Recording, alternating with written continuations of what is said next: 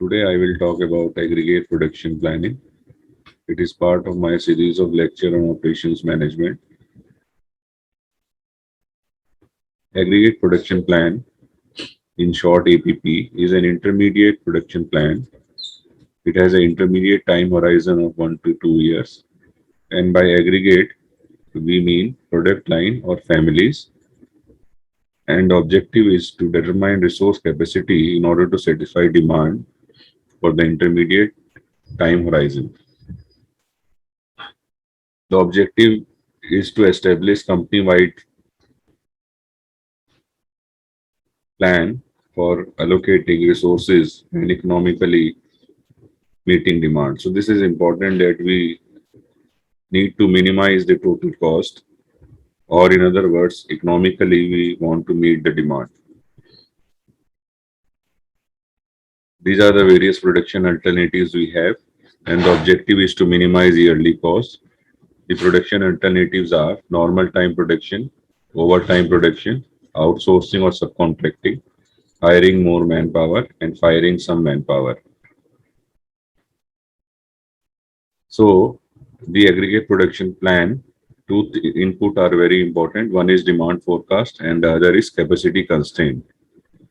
The other information needed is company policies, strategic objectives of company, and financial constraints.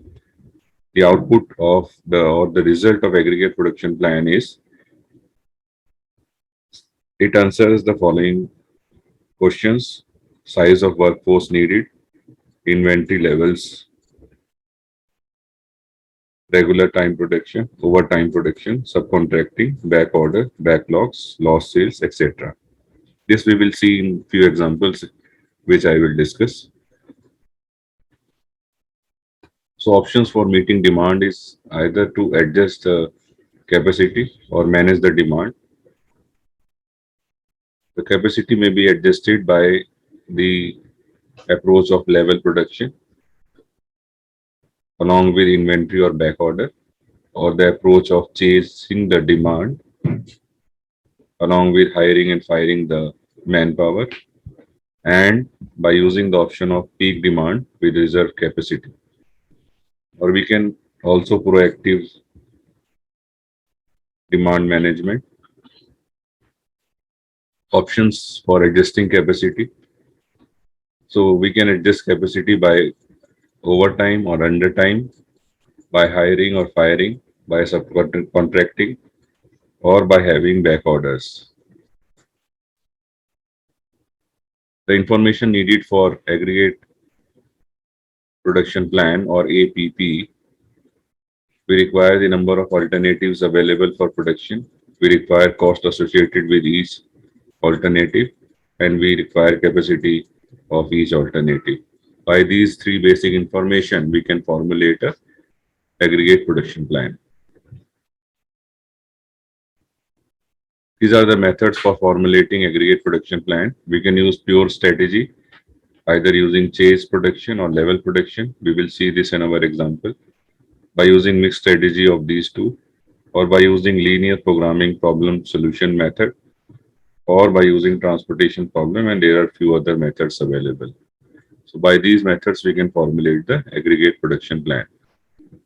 So let us take an example with the approach of level production. So if this is the input data, these are the demands for the month of January, February, March, April, May, and June. For these 6 months, we need to determine how much to produce every month, and these are the available manpower, routine time, and available manpower over time. We need to determine the overtime needed. We need to identify the inventory level or the back orders as the situation may be. So this is the solution. We need to average the demand from January to June for these 6 months, and the average is 133. So we can produce 133 as a level production. Since we have inventory, opening inventory of 3, in the first month we can produce 130, then 133 each, and these are the available routine hours and available overtime hours. These are the overtime needed. We require overtime in first 3 months and the last 2 months. And last 2 months we are exceeding the overtime available. And these are the inventory levels. If we produce at these levels every month, these are the inventory levels and these are the back orders which may result when we produce in this much amount. Then the second strategy is chase production. I use the same example with with the same demand for these 6 months, and in chase strategy we produce actually equal to the demand. So in January we would like to produce 100, and in March we would like to produce 150. So we are chasing the demand here, and the available routine time is 120 and available overtime is 30 at the start of the January month. And we need to find out the other information, how much staff we need to hire, how much staff we need to fire, and the overtime needed. So by simple calculations, we get the following output using the chase strategy. Now this is the fixed workforce model. I will be using the example given in this YouTube lecture, and the files I will be using are available at this source. So the assumption here for fixed workforce model is that hiring and firing are not allowed, and production rates can fluctuate only by using overtime. This is the input data. We have the information on demand for these months: January, February, March, April, May, June. We have information on unit production cost, information on unit holding cost, unit regular labor cost, unit overtime labor cost, available man hours, routine and overtime. So by using all these informations, we can formulate a linear programming using the pulp package in Python. So this is the data. I have transformed the data or arranged the data in the form of dictionary in the Python language.